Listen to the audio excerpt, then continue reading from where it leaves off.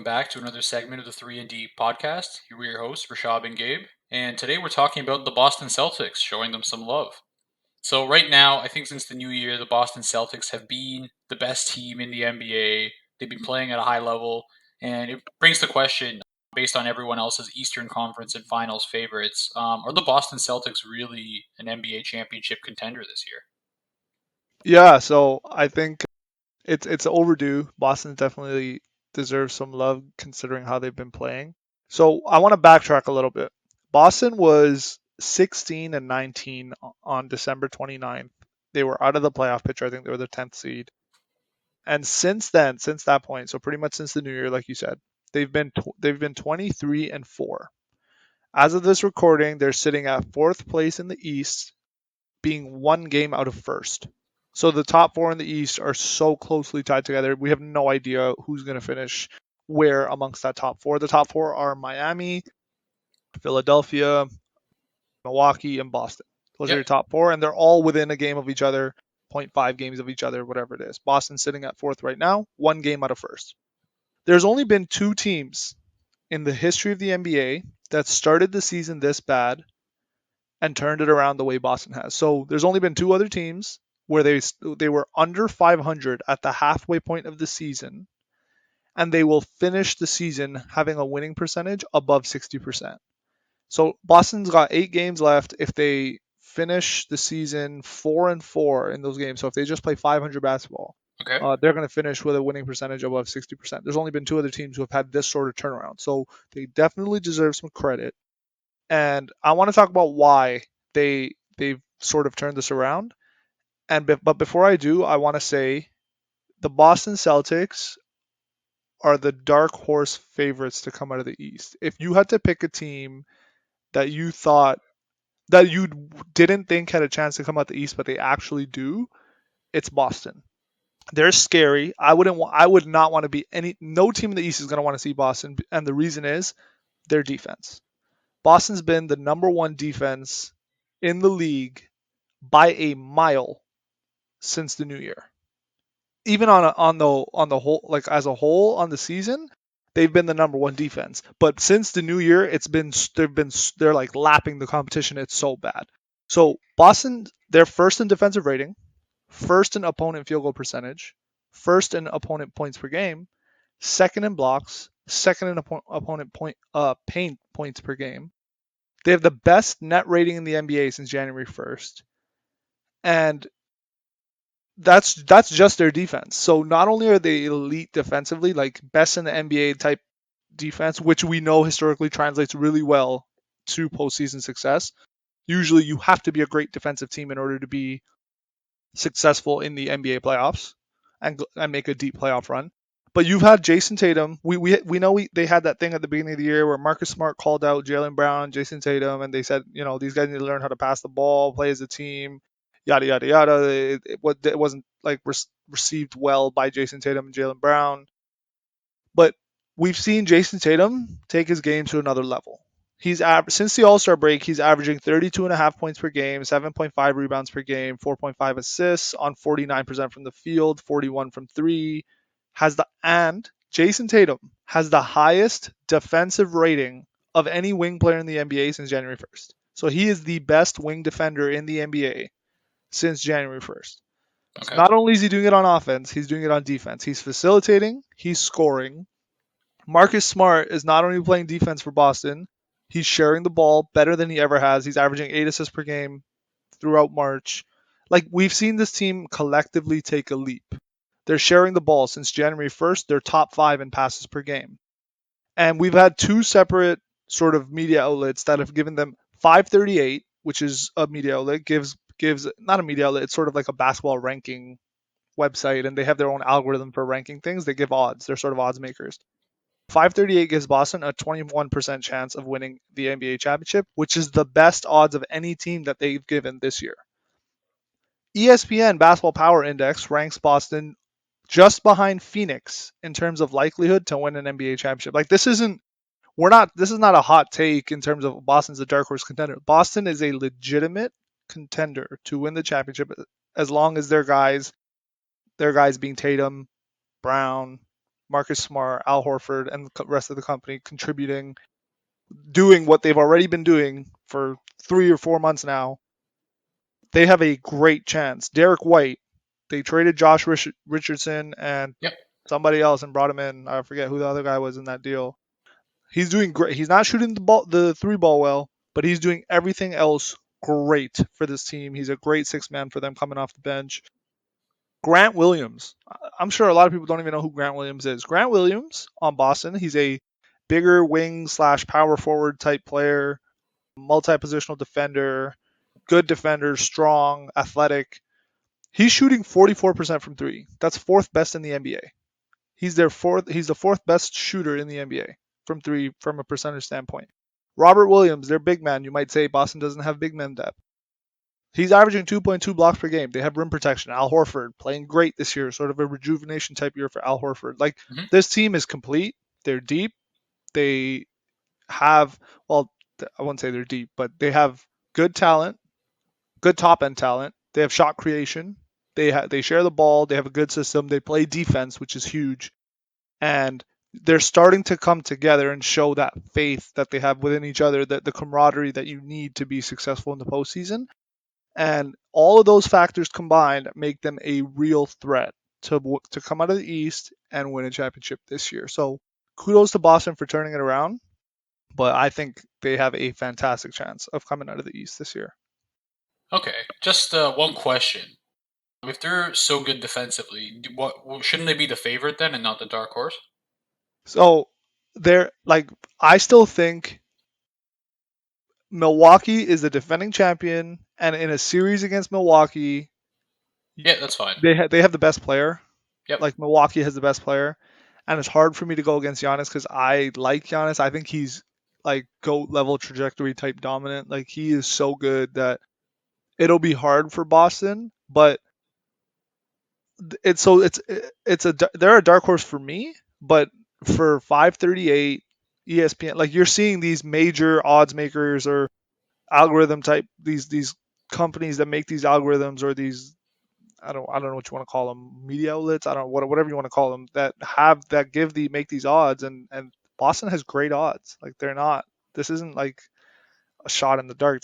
They have really good odds to win a championship. They're a really good team. I'm looking at some of the NBA futures and odds and stuff like that, Yeah. and we could say like they're a push with Miami on like a good chunk of them. But I think Philadelphia, Milwaukee, and I don't agree with this one, but the Brooklyn Nets are all projected, I guess, more favored than they are. And I guess what the question is, like, yeah, Boston's played really good basketball since January, 23-4. They've played really good overall defensively. That's like a full team effort as well. But in order to get out of the East, it really matters who you match up with.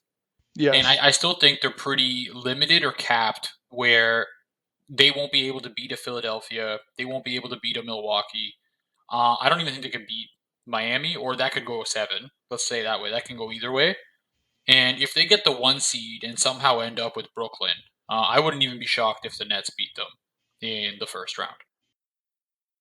Okay, so that's fair. I think So, like, you on know what I if mean? Like, it's situational in a sense that getting out of the East, you have to be able to essentially beat two of those teams in the second and third round yeah. to go to the championship, and I just don't see that happening for Boston. And even especially if they play Brooklyn, I feel like it's one of those games where like Kyrie would just start trying, like putting more of an effort than he does normally, just because he's spiteful on how I guess Boston fans treat him. Yeah, I get what you're saying. So I want to say this: if Brooklyn's in the eighth seed, are we really gonna like? It won't be a shock if they beat anybody in the first seed because Brooklyn's still talented. We got to give them that. Yeah, they're not a great team, but the No, I agree talent with is that. there. So like, I want to put that out there that like even if they get Milwaukee or Philly in the first round, sure, those Philly and Milwaukee would be favored against Brooklyn, but No, no, well, it, I don't think Brooklyn. I actually don't think Brooklyn can beat those guys. I think if it's a Boston, I think it's a yeah they can beat them. okay, that's fair. I still think Boston beats Brooklyn even in a 1-8. Like if that's the way it ends up playing out 1-8, I would pick Boston to beat Brooklyn. And I think the only team Boston can't beat. Oh, and if they can somehow avoid them all the way until the Eastern Conference Finals, then it'll be a good Eastern Conference Finals. Is Milwaukee? I think Boston can beat Philly too. I'm not giving Philly the benefit of the doubt. I'm still not like they had a really good start with James Harden there, but recently they've sort of come back down to earth a little bit, and like something still looks off to me about James Harden eye test wise. Like he just looks slower, older. Like he's not. I don't know. I'm not sold, and he has his playoff issues. And I think in that series you have Joel Embiid as the best player, Yep. if they matched up. So Philly that advantage goes to Philly. But the second best player is Jason Tatum. I think Tatum's better than Harden at this point in Harden's career, Yeah, and that's fine. assuming he continues to play the way he's playing right now. And then the third best player after that, like Boston's got the defenders to throw at Harden to get him off his game. Between Jalen Brown, Marcus Smart, Jason Tatum on the wing, like they've got guys who they can throw. Embiid's going to be a problem, so I agree with that. But other than that, and Embiid sort of causes the same matchup nightmare that Giannis will cause for Boston if they were to face off. But I think Boston's built to beat any team in the East really, except for Milwaukee. And that's just a testament to Giannis's dominance. So I think I don't know, like those it's going to be a great push to the finals, but Boston deserves its love because of what they've done, and I mean every sort of metric points to them being a great team, and they should. I think they should be ranked. There should be more people picking Boston to come out of the East, so they're kind of a sleeper team. No, I wouldn't go there because even though you mentioned like the matchup nightmare, they'd still likely have to beat both of those teams to get in. And would it be a shock if Boston really lost to like a Toronto or something like that? Yes. Oh come on, Toronto, no chance. How often has Boston choked in the past? Fair. They've choked. Like it wouldn't be a shock. I don't think they've been Like at this level that they so are right now though in the past. their biggest issue is they need a big, and I know Williams averages that many blocks per game, stuff Yes. like that. He also fouls a ton, and who Yes. gets the benefit of most of the calls? Mister Joel Embiid does, and like You know what though? You know what? You know who's been a Joel Embiid stopper historically? who? Al Horford. Al Horford has given Joel Embiid fits when they play against each other, and he has guarded Joel Embiid masterfully. And guess who has Al Horford? I Boston mean, does. Al Horford historically in the playoffs has gone nowhere. Even on those like 60-win Hawks teams, like Al Fair, Horford has been an underachiever for life. fair, but Al Horford has nothing. He doesn't. He's not like their best player. He just has to focus on defense. Look, Boston's depth and their It's big just man like depth is how an issue. I agree. I agree. Their big man depth is no, 100% an it's issue. the issue. Like, it doesn't Okay. matter how much talent you have around it. If you can't match up there, like, I don't even think the series is competitive. Okay, interesting. I think it's a good series, and I think they have a chance. But yeah, let's see. I mean, we'll find out soon enough. The playoffs are around the corner. It's going to be great. I don't know. I still think Boston beats Philly if they match up. Like, no, there's even then, like, they were 16 and 19 before, I think you mentioned, right? Yeah, And there were plenty of reports, like, there was turmoil in the Boston locker room. Marcus Smart made some comments where yeah. he'd want them to pass the ball more, and then they were getting agitated and stuff like that. So now I know it's like smooth sailing this since January. They're 23 and 4. Everything's great.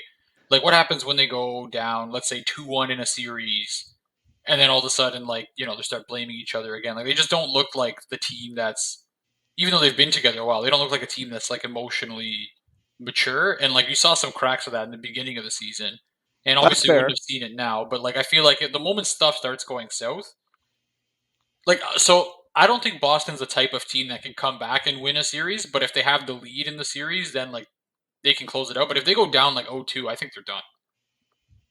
That's fair, and that's a question mark that we do have for them. But I do think some of the early season stuff can be chalked up to a new coach. They had a new coach, new system in place. They They're still kind have a of new coach. yeah, but they've had more time with the new coach, so that allows them an opportunity to Is this like coach better than Brad Stevens was? no, I don't think so. I don't think Ime Udoka is better than Brad Stevens, but Brad Stevens is building the roster and he knows his players coming from being their coach for the last whatever 5 years or 6 years or however long it was. He was there for quite some time. Like I I might have a bias. I just feel like this Boston team's not very good. They've had draft picks for a long time. They could have pulled the trigger, got a big deal done. They wanted to play conservative, and now this is pretty much what they're left with. And yeah, I've seen this roster, I've seen this core before, and they just haven't gone anywhere or done anything. So, I agree with you that the East is like it's going to be fun because the top end talent in the East this year is really good and they're pretty close. I'll say they're pretty close. You might not agree with that, but so I think the second round matchups in the East this year are going to be really really good and you said it already. I don't think it's going to be a surprise if they go either way. Like yep. me and you could make predictions and Like whatever team, what if the the other last teams week, win, yeah, the last week of the season is going to be very interesting it is going to because if the be seeding is this extremely interesting. close, would you rather be like a 4 seed to play Cleveland first round, or would you rather be the 1 seed and play Brooklyn first round? Oh, I'd rather be the 4 seed because I think Toronto's going to end up in the fifth or the sixth spot. Chicago's free falling. They're in fifth right now, or they were in fifth at last night. I don't know what they are right now. Yeah, Cleveland is free falling with injuries and they're just not winning games. They haven't been that good since the All Star break. Toronto is like kind of surging, but they have a tough week coming up in terms of their schedule. So we really are going to have to see how things play out. I wouldn't want like if I have the option to not get Brooklyn in the first round, I'm taking that option. Like I wouldn't want to be a 1 seed. So it's going to be interesting to see who ends up getting the 1 seed. And I feel like none of these teams want the 1 seed because nobody wants to play Brooklyn around. Like why make your life unnecessarily difficult? the kind of scenario that I think would be funny is if Brooklyn ended up having to play Toronto in a play-in Toronto to see who gets in and Kyrie can't And play. Kyrie can't play. That's what I think a lot of these teams are hoping for. But yeah, definitely if I'm Boston or even any of the teams, that last week of the season, just for seeding purposes, is going to be really interesting to see who rests, see who doesn't want to win a game here and there. Yeah. But either way, I think Boston deserves its credit and they've been really well. They've played really well. They've really turned their season around, and that entire organization from Brad Stevens making a good deadline day trade to bring in guys that would help the team, the coach sort of rallying the guys together even after they had some of that turmoil at the beginning of the season. Just everything they've done since then, they do deserve some credit, and I do think that they are legitimate They threats do, in the East. but So also keep in mind you can also peak at the wrong time. yeah, we'll So see. like We'll see if they so peak sort of too like the early. Fast and Furious, you press the nos too early, too soon, Junior, and then you can get blown away in the playoffs. Yeah, we'll see. We'll have to find out if they peak too early. But for now, credit to Boston. They've done a good job, and let's see where this thing goes for Boston.